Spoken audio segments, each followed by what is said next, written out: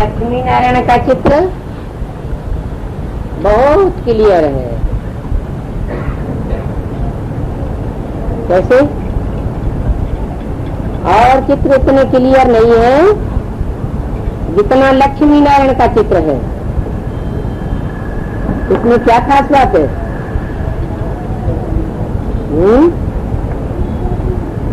इसमें स्पष्ट रचयिता और रचना की पहचान है। लक्ष्मी नारायण के चित्र में कौन है रचयिता?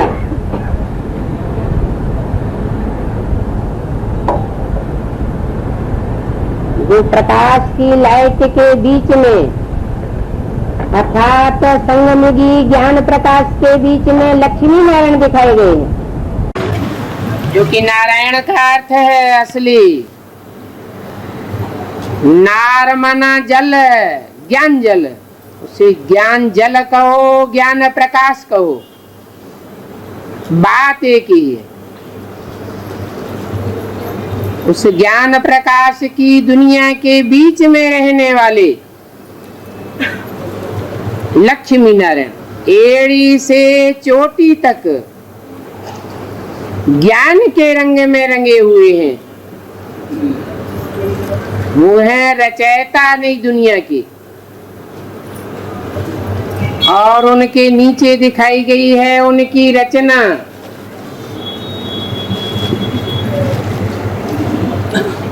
विश्व महाराज कुमार श्री नारायण की रचना, श्री कृष्ण और श्री राधे।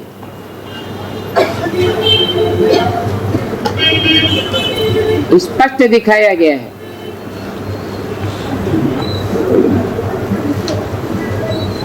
कि जो सक्षम संगमयुगी लक्ष्मी नारायण है,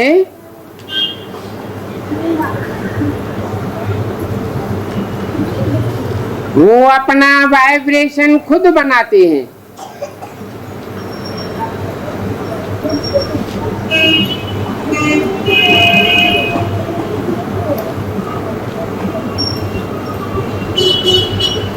तेज से पैदा हुए हैं, अर्थात याद से उनकी प्रत्यक्षता हुई है। और याद की स्टेज, वो निराकारी स्टेज उनको प्रत्यक्ष करती है।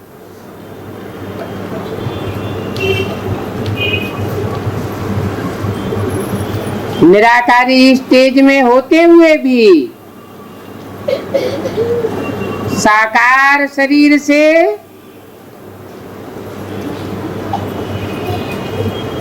निर्मल वायुमंडल वाले दिखाए गए हैं।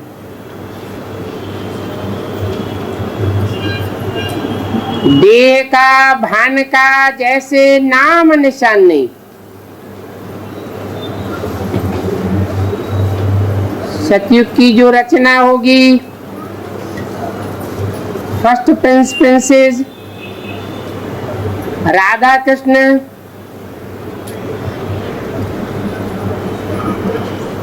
वो फर्स्ट क्लास रचना है।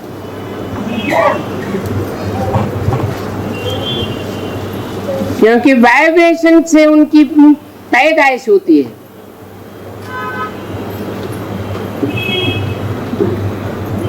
ऐसा वाइब्रेशन बनता है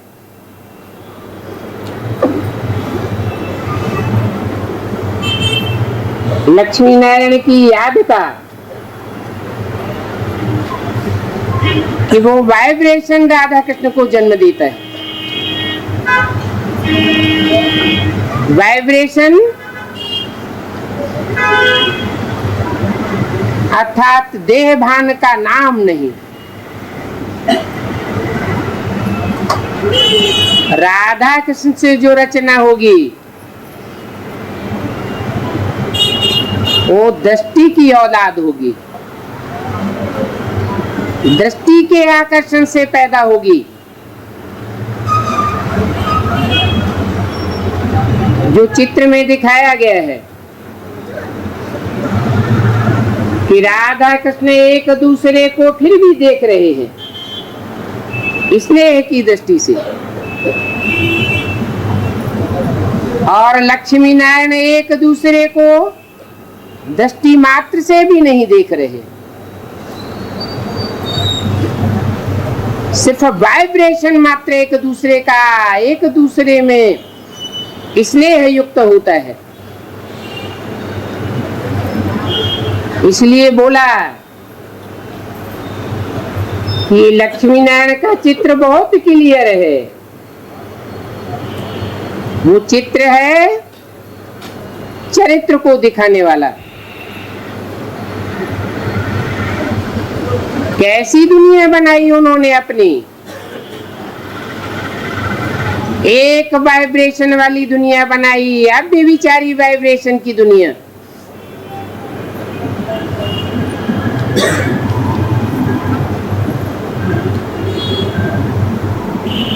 उसमें भी लक्ष्मी नारायण के चित्र में भी शिव बाबा ऊपर है, लक्ष्मी नारायण नीचे है। क्यों? लक्ष्मी नारायण प्रवृत्ति मार्ग के हैं, स्त्री पुरुष का संयोग दिखाया गया है वाइब्रेशन का, तो प्रवृत्ति मार्ग नीचा होना चाहिए क्या?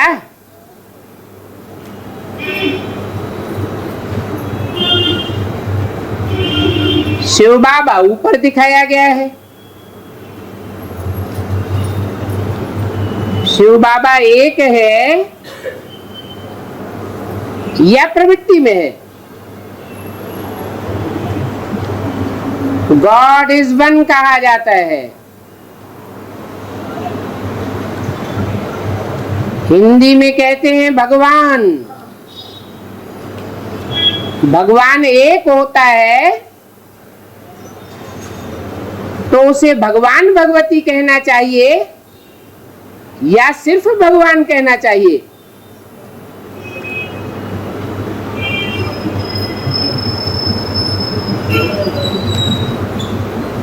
कलयुग के अंत में मनुष्य मात्र झूठा हो जाता है।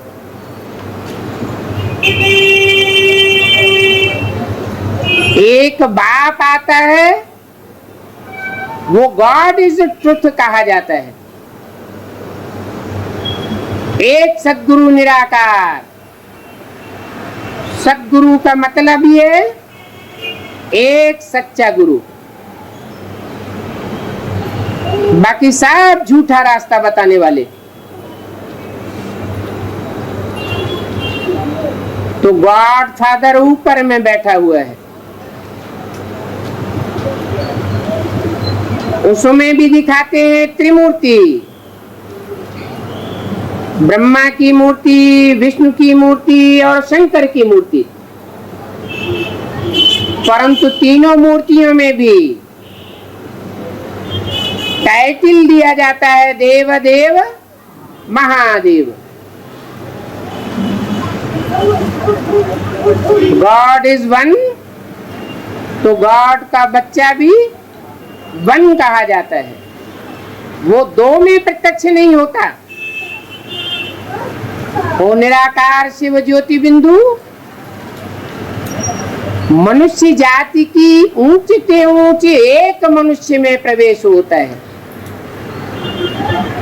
उसका नाम शास्त्रों में रखा गया है प्रजापति। ये अंत का नाम है। बाबा ने आदि का नाम दिया प्रजापिता। पिता से ही सृष्टि की उत्पत्ति होती है। तो शिव बाबा ऊपर में है और भगवान भगवती का टाइटल लेने वाले प्रवृत्ति मार्ग के लक्ष्मी नारायण फिर भी नीचे। इसलिए सन्यासियों ने जो अपन को शिवोहम का टाइटल देते हैं, वो गृहस्थियों को गिरिहस्थी मानते हैं और अपन को श्री श्री 108 जगत गुरु का टाइटल देते हैं। क्यों? लक्ष्मी नारायण नीचे क्यों? और शिव बाबा गॉडफादर ऊपर क्यों?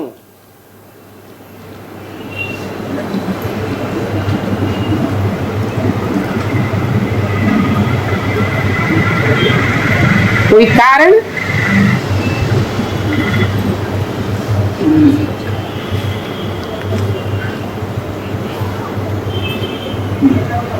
लक्ष्मी नारायण जो है उन्होंने पढ़ाई पढ़ी या नहीं पढ़ी? पढ़ी। किससे पढ़ाई पढ़ी? शिव बाबा से पढ़ाई पढ़ी। 2 से पढ़ाई पढ़ी या 1 से पढ़ाई पढ़ी? 1 से पढ़ाई पढ़ी।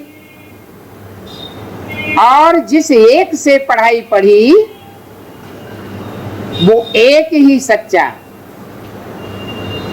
इसलिए सत्यनारायण की कथा गाई हुई है, सत्य लक्ष्मी की भी कथा नहीं गाई हुई है।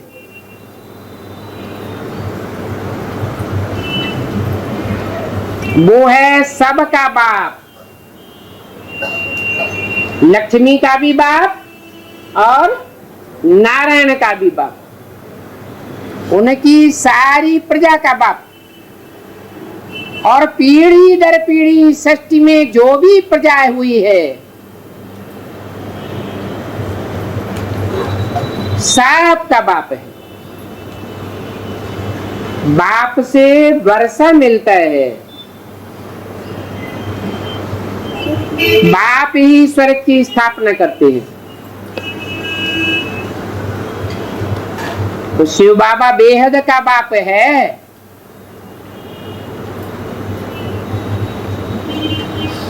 सिर्फ लक्ष्मी नारायण का बाप नहीं है।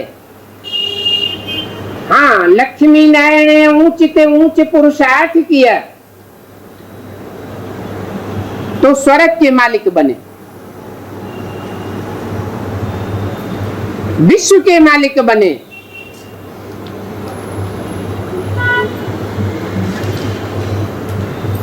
बाप ने उनके लिए स्वर्ग की राजधानी स्थापना की, विश्व के राज्य की स्थापना की। स्वर्ग में भी राज्य लक्ष्मी नारायण का है, क्योंकि लक्ष्मी नारायण ही स्वस्थिति में पहले स्थित होते हैं। क्या शिव बाप से भी पहले स्थित होते हैं? शिव बाप शरीर में आता है, उसको पुरुषार्थ नहीं करना पड़ता। और लक्ष्मी नारायण को तो बल शिव बाप प्रवेश करते हैं तो भी पुरुषार्थ करना पड़ता है, उल्टी सीढ़ी चढ़नी पड़ती है।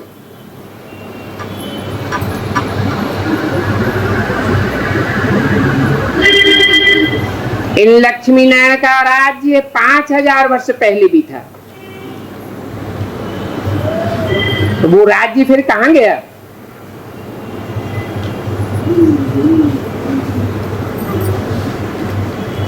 बाप समझाते हैं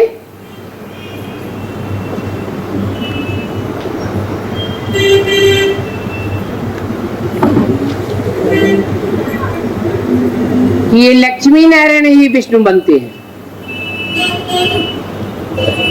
फिर 84 का चक्कर खाए फिर ब्रह्मा बनते हैं।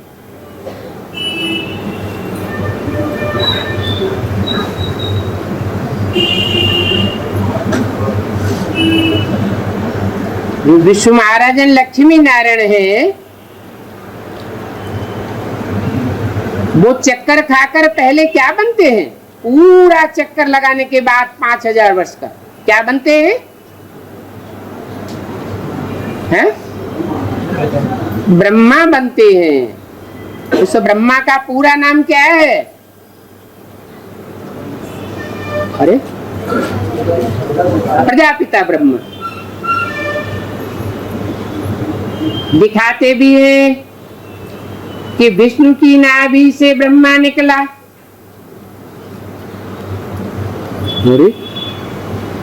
ये कहाँ दिखाते हैं? शास्त्रों में दिखाते हैं, चित्रों में दिखाते हैं,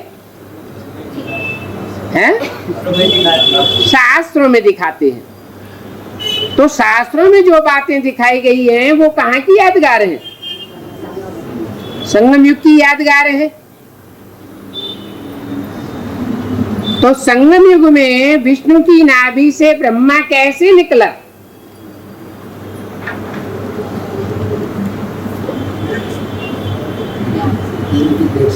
है?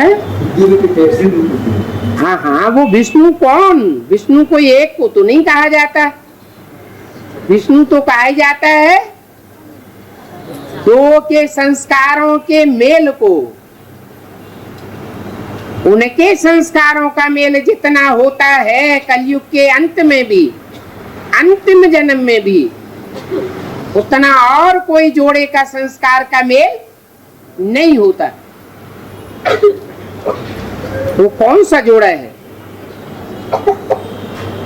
जो पहले पहले दिखाया गया, विष्णु की नाभि से ब्रह्मा निकला।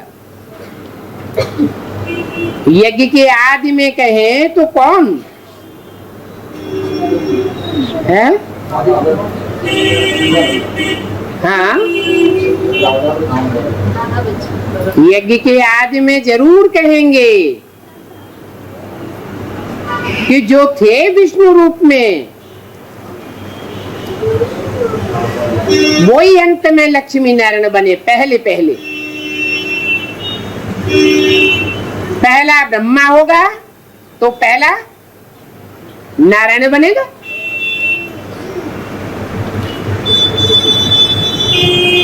तो दिखाते हैं कि विष्णु की नाभि से ब्रह्मा निकला। जिनके लिए मुरली में आया हुआ है, ऐसे ऐसे बच्चे थे जो मम्मा बाबा को भी डायरेक्शन देते थे, ड्रिल कराते थे।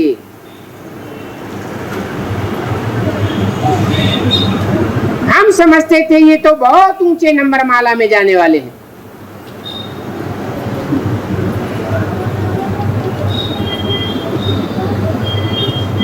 पढ़ाने वाले तो थे। उस पीरियड में भी उन्होंने ऊंची स्टेज की शूटिंग तो की।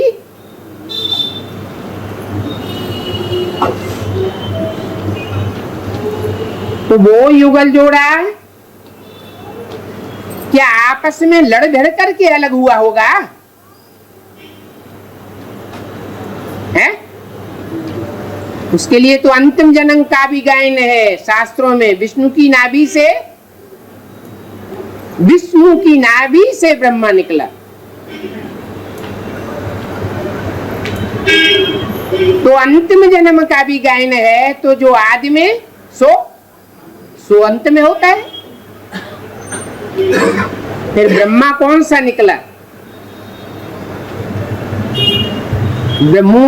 विष्णु की नाभि से ब्रह्मा निकलने में 1 सेकंड का टाइम बताया या लंबा टाइम बताया?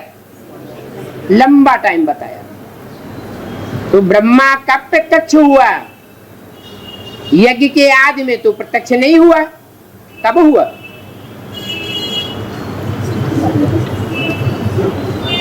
पहले बाबा मुरली नहीं चलाते थे। कराची से मुरली निकलती चली आई है। जिस तन में भी प्रवेश करूंगा उसका नाम ब्रह्मा रखना पड़े। तो ब्रह्मा प्रैक्टिकल में प्रत्यक्ष कब हुआ? 47 में प्रत्यक्ष हुआ। कोई न कोई की बुद्धि में आने लगा कि ये ब्रह्मा का पार्ट है। वेदवाणी इनके मुख से निकल रही है। तो 10 वर्ष तो कम से कम लगे विष्णु से ब्रह्मा बनने में।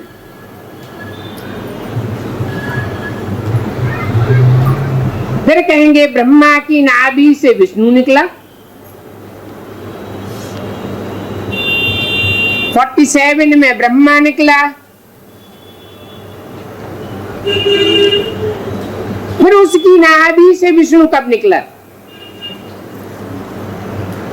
शूटिंग पीरियड में। कब कहेंगे? अरे मुरली में तो घोषणा की गई है 76 की घोषणा की गई है। 10 वर्ष में इन लक्ष्मी नारायण का राज्य स्थापन होगा और उसके बाद सारी दुनिया में विनाश ज्वाला फैल जाएगी। जो गायन है रुद्र ज्ञान यज्ञ कुंड से विनाश ज्वाला प्रज्वलित हुई, सो सारी दुनिया को चपेट में ले बैठी।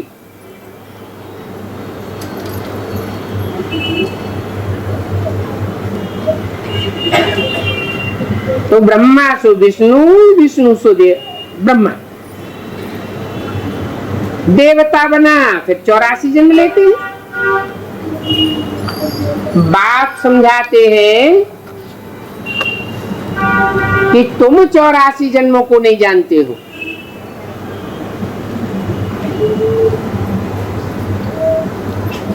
मैं ही आकर के बताता हूं। तुम माना कौन है? जो भी बाप से सन्मुख बैठकर पढ़ने वाले बच्चे हैं उनके लिए बोला। अच्छा, बाप कहते हैं मैं जिस तन में प्रवेश करता हूं उसमें इमर्ज करके बोलता हूं। तो जब इमर्ज करके बोलता हूं तो जिसको इमर्ज किया होगा सुनाने के लिए, समझाने के लिए, उसको तुम कहेगा या नहीं कहेगा? कहेगा। तो जिसको इमर्ज किया जरूर उसकी बुद्धि में ये बात बैठनी चाहिए पहले पहले। क्या? कि नर से नारायण कैसे बनते हैं और कौन बनते हैं, पहले पहले उसकी बुद्धि में बैठना चाहिए। सन 47 से मुरली निकलती चली आई है और 69 18 जनवरी तक मुरली निकलती रही। मुरली को सुना तो गया, लेकिन उसके रहस्य को क्या पूरा समझा गया? क्यों नहीं समझा गया? जब बाप स्वयं बच्चे को इमर्ज करके उससे बात कर रहे हैं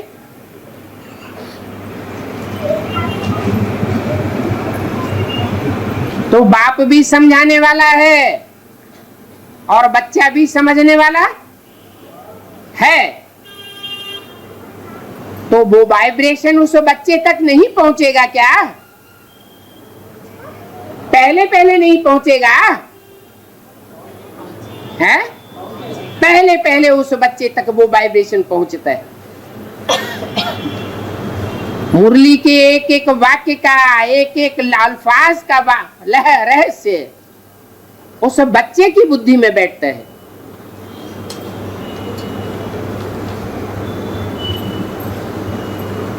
तो जब रहस्य बुद्धि में बैठेगा तो कहने वाला कहता है तुम अपने जन्मों को नहीं जानते हो, मैं तुमको बतलाता हूं। कितना सहज है। और बाप ब्रह्मा द्वारा ही कहते हैं। क्या? बाप पहले पहले किसके द्वारा कहते हैं? ब्रह्मा द्वारा ही कहते हैं कि मुझे पारलौकिक बाप को याद करो।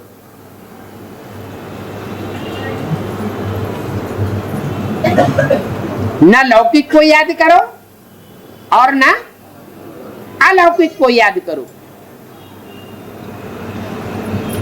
मैं ही पतित पावन हूं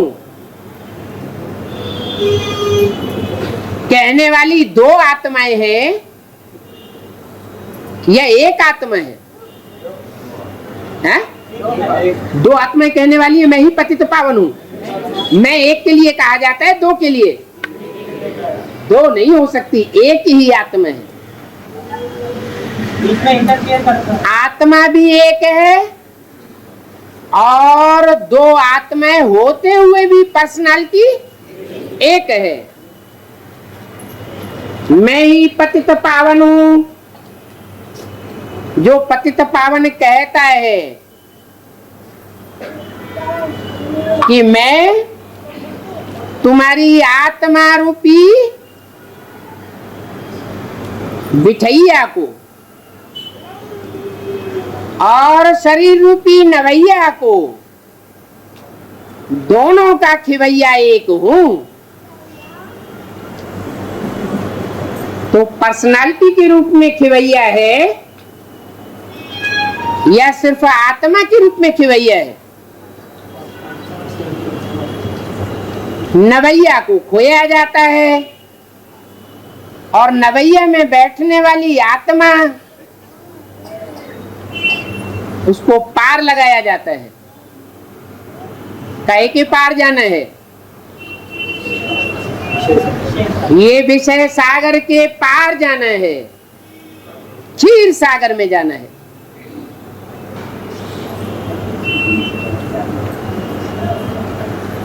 तो जो कहने वाला है मैं ही पतित पावन हूं, वो पतित आत्माओं को पावन बनाता है या शरीर को पतित से पावन बनाता है? जो आत्मा है वो आत्मा को पतित से पावन बनाता है। डॉक्टर बनेगा। आत्मा का उद्धार आत्माओं का बाप करता है और शरीर का उद्धार शरीर का बाप करता है। उसके ऊपर जिम्मेवारी आती है क्योंकि वो मनुष्य शरीर का बाप है, मनुष्यों का पिता है।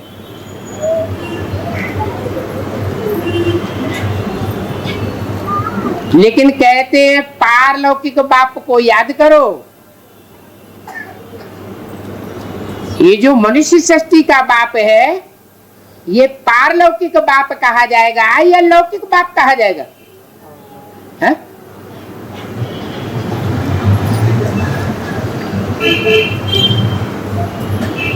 वो पारलौकिक बाप है या लौकिक बाप है? अभी क्या है? लौकिक माने इस लोक का और पारलौकिक माने इस लोक का नहीं है। इस लोक से जो परे का परे लोक है, जहां और किसी की पहुंच नहीं हो सकती, ऐसी परे की स्टेज में रहने वाला है। तो बेहद के दो बाप, एक आत्माओं का बाप और दूसरा मनुष्य सृष्टि का बाप। मनुष्य सृष्टि का बाप ऑलराउंड पार्टधारी होने के नाते जास्ती से जास्ती टाइम इस लोक में रहता है या पारलोक में रहता है? इस लोक में रहता है।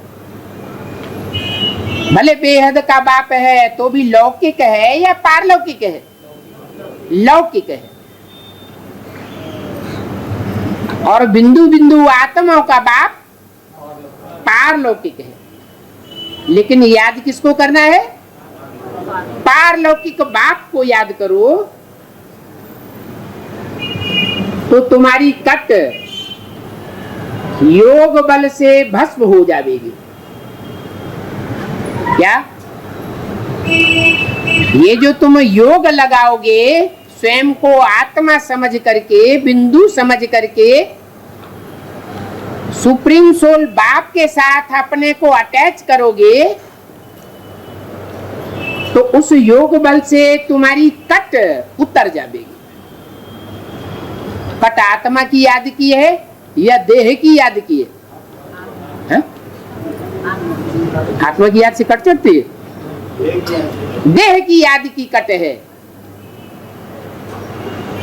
वो चाहे प्रजापिता की देह हो, चाहे कोई ब्रह्मा की देह हो, चाहे कोई ब्रह्मा कुमार कुमारी की देह हो, अगर सिर्फ देह याद की और उसमें ज्योति बिंदु शिव कोई नहीं याद किया तो कट चढ़ेगी या उतरेगी? चढ़ेगी। इसलिए बोला साकार में निराकार को याद करो। याद भी तुम्हारी प्रवृत्ति मार्ग की है क्या? जो याद है वो भी प्रवृत्ति मार्ग की याद है। ये याद की यात्रा है। अपन को आत्मा समझो और माम एकम याद करो।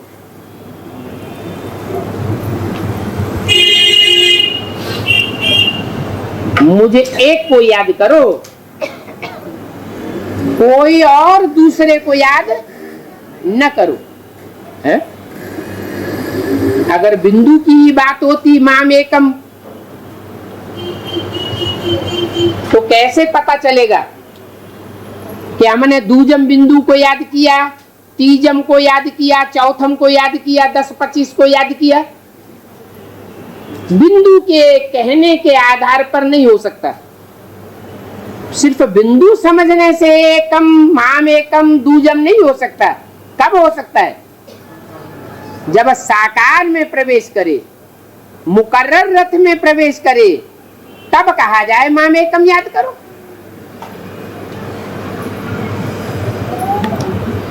ऐसा करेंगे तो तुम्हारे विकर्म विनाश हो जाएंगे।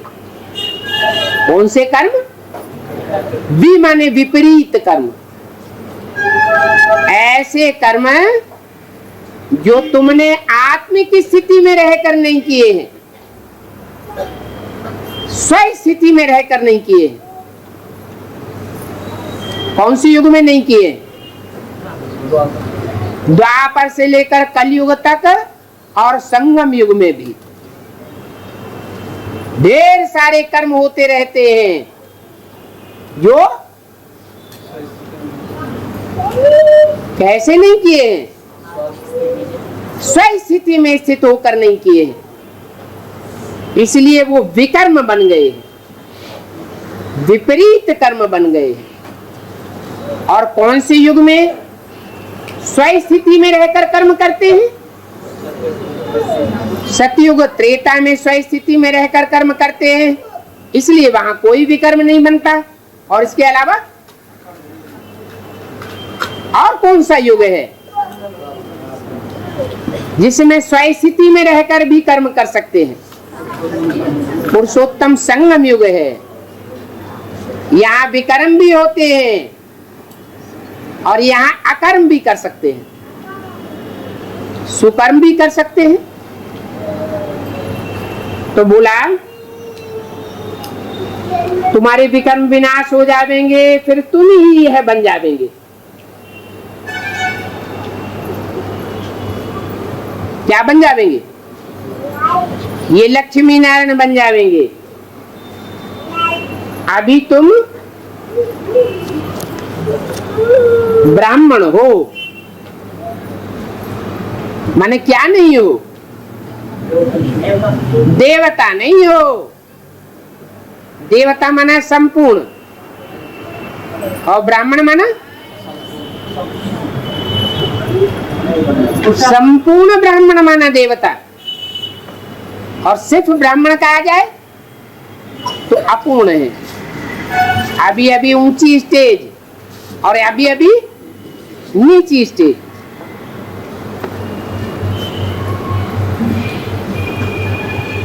तुम ब्राह्मण हो, प्रजापिता ब्रह्मा की औलाद।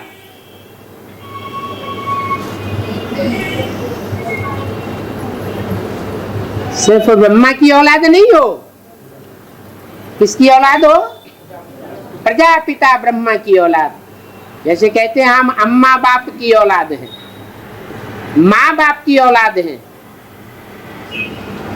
ऐसे कहना अच्छा नहीं माना जाता कि माँ की औलाद है हम सिर्फ। नहीं, माँ बाप दोनों की औलाद है। बाप ने समझाया है कि बाप ही आकर आत्माओं को ज्ञान देते।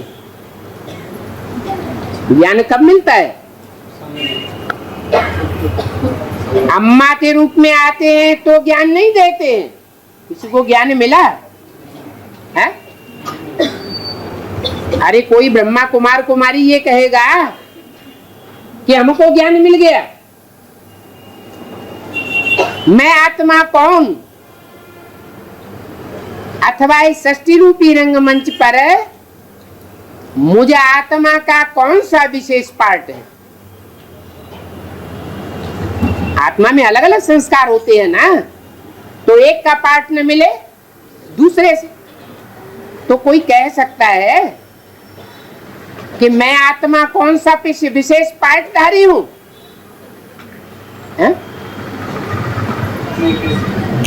अगर नहीं कह सकता है तो इसका मतलब आत्मा का भी ज्ञान नहीं मिला, और आत्मा का ज्ञान नहीं मिला तो निश्चयात्मक बुद्धि से जरूर पारलौकिक बाप का भी ज्ञान नहीं मिला। निश्चयात्मक बुद्धि से अगर बाप को पहचान लिया, जब बच्चा पैदा होता है तो पैदा होते ही बाप की मिल्कियत का वारसदार बन जाता है।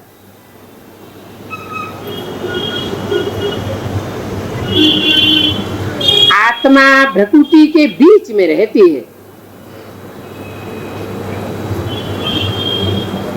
क्या? और दूसरा स्थान नहीं है। उत्तमांग में भी दो आंखों के बीच में जो स्थान है, नाक के ऊपर, ये तीन विशेष कार्य करता है। नाक, कान, आंख, इन विशेष कार्यकर्ताओं के बीच में रहती है। जैसे कोई राजा होता है तो अपने विशेष सेनापतियों और आमात्यों के बीच में रहता है।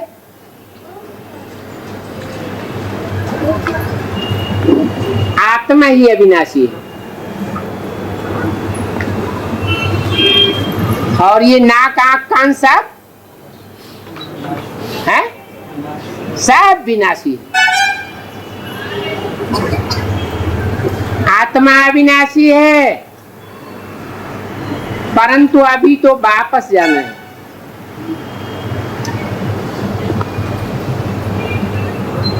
कहाँ वापस जाना है? आत्माओं के लोक में वापस जाना है। इसलिए बाप कहते हैं कि अपन को आत्मा समझो और बाप को ही याद करते करते तमो प्रधान से सतो प्रधान बन जाओ। और कोई दूसरा रास्ता नहीं है।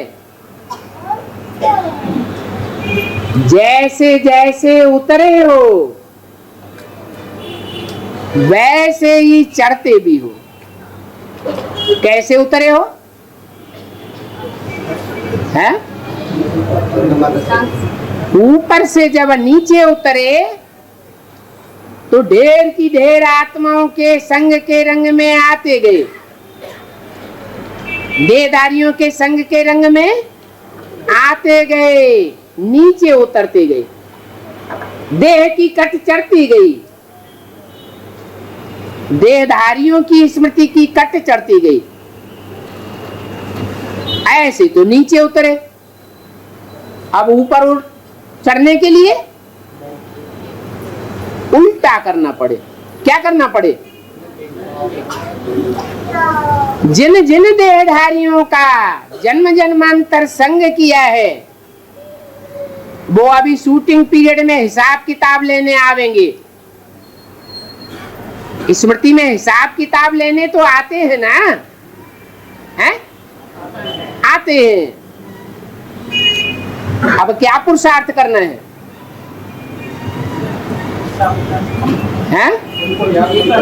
उन देहधारियों को देखते हुए नहीं देखना, उनकी बातों को सुनते हुए नहीं सुनना। इसलिए मुरली में बोला, लौकिक संबंधियों से न कुछ पूछना है और न उनकी मत पर चलना है। अगर उनकी मत पर चल पड़ेंगे तो क्या होगा? है? फिर नीचे गिरना शुरू हो जाएगा। उनसे पूछते हैं, इसका मतलब बाप को भूले हुए। तो जैसे जैसे नीचे उतरे हो, देहधारियों से बुद्धि योग चिपकता रहा है, ऐसे ही उसी तरीके से अब ऊपर चढ़ना है। क्या करना है? देहधारियों से बुद्धि योग तोड़ना है और एक बाप से जोड़ना है। माना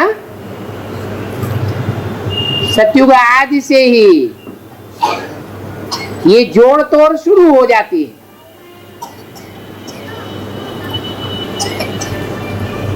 द्वापर युग में तेजी से देह भान बढ़ता है और देह का लगाव शुरू हो जाता है। एक बाप से टूटता जाता संबंध और अनेकों से संबंध जुड़ता जाता है। ये जोड़ तोड़ करने वाला कौन? द्वापर युग से बाप ने कहा कि ये जोड़ तोड़ करो, है? नहीं किया, नहीं कहा। जैसा जैसा संगम युग में शूटिंग की है वैसा ही वैसा ड्रामा शूट होता है।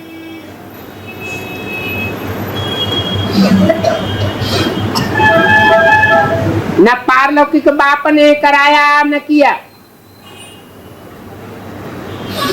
न लौकिक बेहद के बाप ने कराया न किया। हर एक आत्मा स्वतंत्र रही। किस बात में? है? चाहे जिससे जितने भी संबंध देह के जोड़े और बाप से कितना ही तोड़ना चाहे तो तोड़े। कोई आत्मा ऐसी रही भाग्यशाली कि अनेक जन्मों में भी एक से नहीं तोड़ा, बल आखिरी जन्म में माया उनको भी धराशायी कर देती है। तो ज्यादा मेहनत किसको महसूस होगी पुरुषार्थ करने में, और ज्यादा सहज किनको लगेगा? नहीं समझ में आया? हैं? अरे कुछ आत्माएं ऐसी हैं द्वापर युग से तेजी से उतरती तो हैं, सभी उतरती है, लेकिन उन्होंने बाप को नहीं छोड़ा। बाप से दोस्ती का हाथ मिलाए कर रखा जन्म जन्मांतर, औरों से भी जोड़ा तो, लेकिन एक से तोड़ा नहीं। बल आखिरी जन्म में नीचे गिर गए और औरों ने क्या किया? एक से तोड़ते गए और औरों से जोड़ते गए।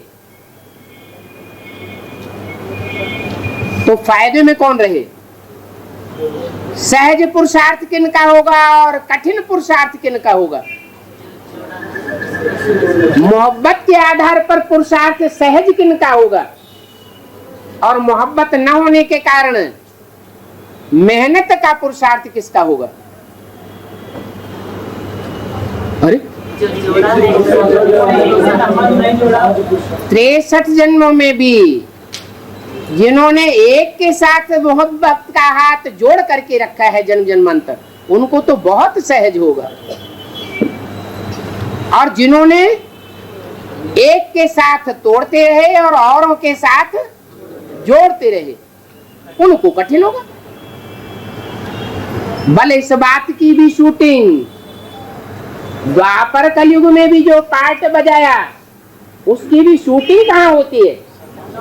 संगम युग में यहाँ शूटिंग हो रही है, और शूटिंग करने वाले बेखौफ होकर के शूटिंग कर भी रहे हैं। क्या उनकी बुद्धि में ये बात है? ये पॉइंट याद रहता है? हैं? नहीं याद रहता है। इसलिए आसमान में भी जो सितारे हैं यादगार, वो दिखाए जाते हैं।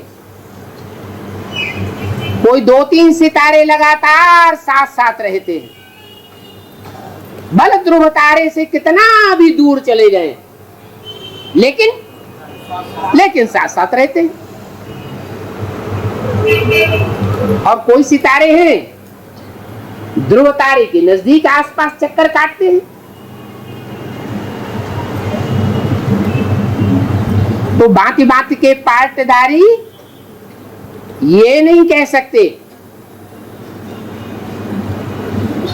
कि भाग्य विधाता भाग्य को जो हमारे किस्मत में लिख दिया,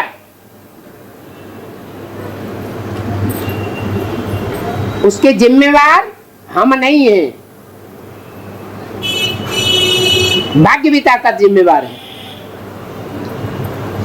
कौन जिम्मेवार हुआ? है ऊंचा भाग्य बनाने, सुख का भाग्य बनाने और दुख का भाग्य बनाने का जिम्मेवार कौन हुआ? है हर आत्मा। जैसे गीता में लिखा हुआ, आत्मा अपना शत्रु और आत्मा अपना मित्र स्वयं ही है। कोई दूसरा मित्र और शत्रु नहीं हो सकता। गॉड फादर, ऊंच ते ऊंच परम पिता परमात्मा शिव भी न किसी का मित्र है न किसी का शत्रु है।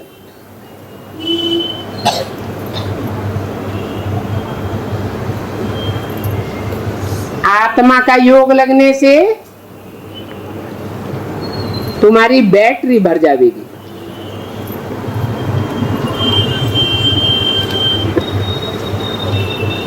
अभी तुम्हारा दीवा बुझ गया है क्योंकि बैटरी खाली हो गई है। तो फिर दीवा जले कैसे?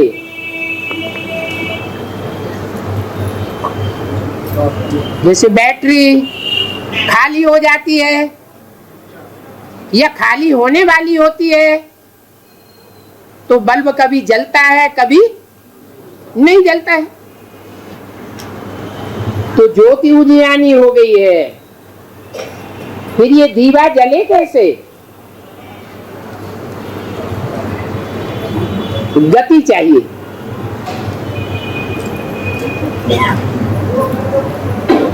क्या?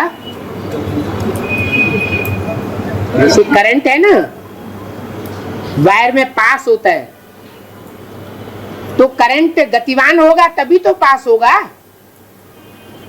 करंट में गतिशीलता नहीं होगी तो कैसे पास होगा? तो यहां भी क्या चाहिए? आत्मा की गति चाहिए। गति ऊंची स्टेज या सदगति ऊंची स्टेज है? अरे गति ही नहीं है तो सदगति कैसे होगी? पहले तो परम धाम वापस जाना पड़े, बाद में सदगति हो या न हो या नंबरवार हो, तो आत्मा गतिशील होनी चाहिए, माना पत्थर बुद्धि न बनी रहे, भैंस बुद्धि न बनी रहे। आत्मा में मनन चिंतन मंथन चलना चाहिए, गति चाहिए।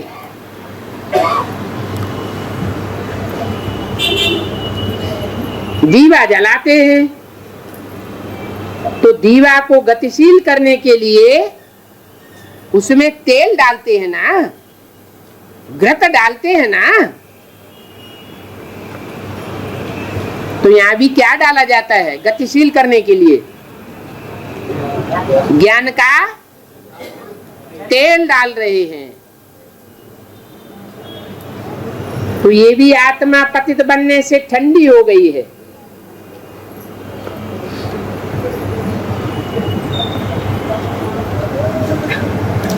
प्रजापिता भी है पतित। क्या बहुत से भगत होते हैं, राम के भक्त रहीम के बंदे हैं, ये सब आंखों के अंधे। वो बस देहदारी को ही पकड़ लेते हैं। कृष्ण के भक्त होंगे तो ब्रह्मा को ही पकड़ लेंगे, बस ब्रह्मा ही ब्रह्मा। राधा के भक्त होंगे, बस राधा को ही पकड़ लेंगे। बाप कहते हैं इन सब देहधारियों का बाप कौन है? सारी मनुष्य सृष्टि का बाप कौन है? प्रजापिता। वो भी पावन कहेंगे या पतित कहेंगे? वो भी पतित है। इनको भी इन जैसा बनना है। किन जैसा? लक्ष्मी नारायण की तरफ, चित्र की तरफ इशारा किया। तत्वम, जो ये है वो ही तुम हो। पहले तो देवता, फिर क्षत्रिय, फिर वैश्य, और फिर नीचे ते नीचे उतर करके शूद्र बन जाते हैं। कौन?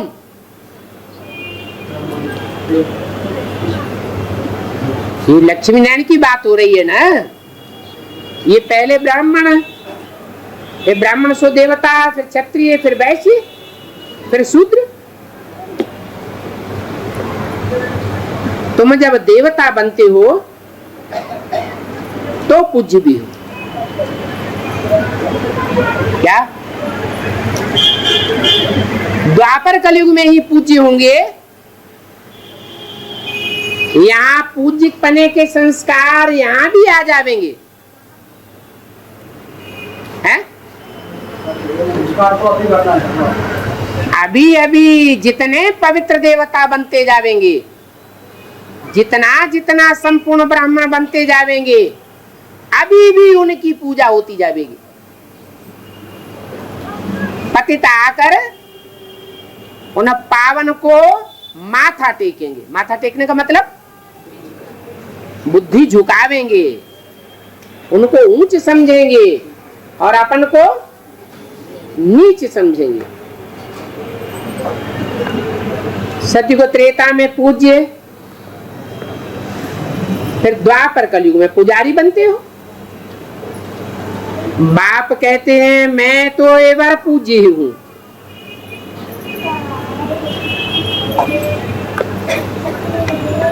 तुम ही पूज्य बनते हो, तुम ही पुजारी बनते हो। अभी तुम पूज्य बन रहे हो।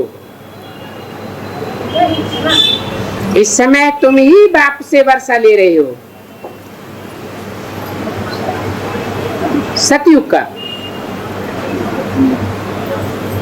माया पर भी जीत पाने के लिए बल होना चाहिए। काहे का?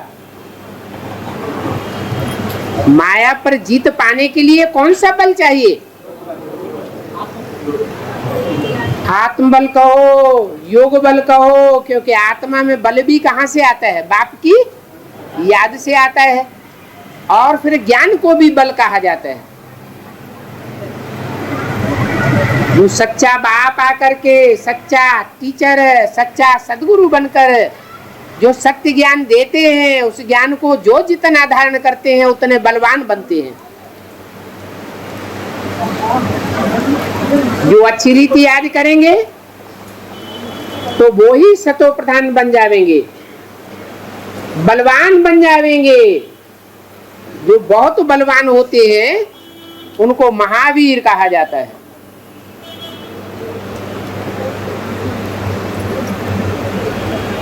कौन से धर्म में महावीर की मान्यता है? जैन धर्म में महावीर की मान्यता है। अगर थोड़ा योग होगा तो अंत में प्रजापद पावेंगे, क्योंकि प्रजा अंत में निकलेगी, अपने पद को अंत में पहचानेगी या अभी पहचानेगी। अंत में प्रजा निकलेगी, अपने पद को पहचानेगी।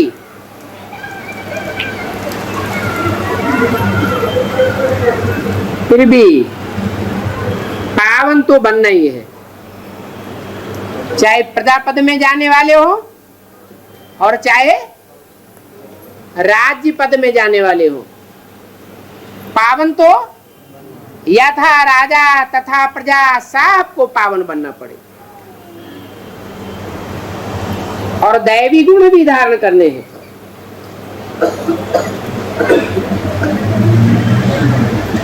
ये दैवी गुण धारण करने में सबसे बड़ा दुश्मन कौन आकर खड़ा हो जाता है सामने? रावण कोई एक रूप नहीं है, उसके भी 5 मुख्य रूप हैं। दैवी गुण धारण करने में सबसे आड़े कौन सा विकार आता है? काम विकार।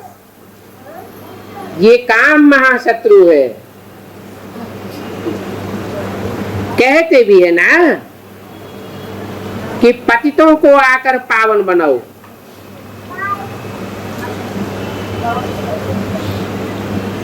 तो इस्लामी ज्यादा पतित बनते हैं जो महाकामी की लिस्ट में है, व्यभिचारी की लिस्ट में है, या बौद्धि ज्यादा पतित बनते हैं, या क्रिश्चियन ज्यादा पतित बनते हैं। द्वापर युग शुरू होता है, पहले पहले जास्ती पतित होना कौन शुरू करते हैं?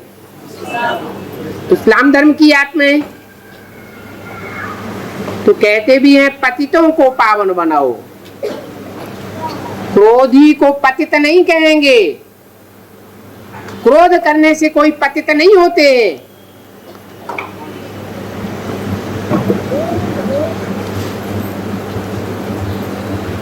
कामी ही पतित बनते हैं। ये बात है कि काम की आस पूरी नहीं होती है तो क्रोध में आ जाते हैं, वो बात अलग। लेकिन क्रोधी को पतित नहीं कहा जाता। इसलिए नई दुनिया बनेगी तो विधर्मियों के बीच सबसे पहले जीते जी कौन मरेंगे? जीते जी पहले वही मरेंगे जिन्होंने अपनी आत्मा को पावन बनाया होगा। अपनी आत्मा को पावन पहले वो ही बनावेंगे जो बाप के प्रति पहले पहले समर्पण बुद्धि हुए होंगे। तन भी तेरा, ये मन भी तेरा, और जो भी धन है वो सब सब तेरा, मेरा कुछ नहीं। तो समर्पण होने में सबसे आगे कौन जाता है? माया समर्पण होने में सबसे आगे जाती है।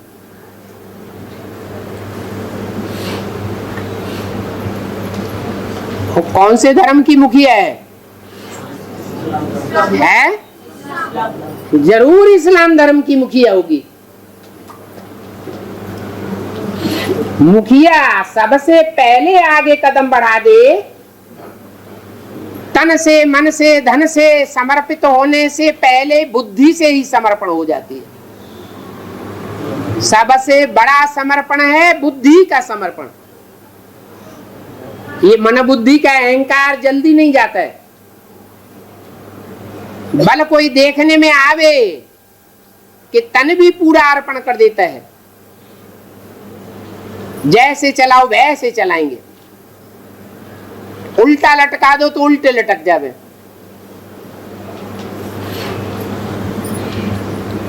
मारपीट कर दो तो भी परवाह नहीं, तन की कोई परवाह नहीं, जैसे चलाओ। धन भी पूरा अर्पण कर देते हैं, लेकिन मन बुद्धि को अर्पण नहीं करते। तो माया सबसे पहले मन बुद्धि से पूरा अर्पण हो जाती। जब मुखिया अर्पण हो जाता तो उसकी सारी प्रजा, उसमें भी एक गुण आ जाता है कि वो पहले अर्पण होते हैं।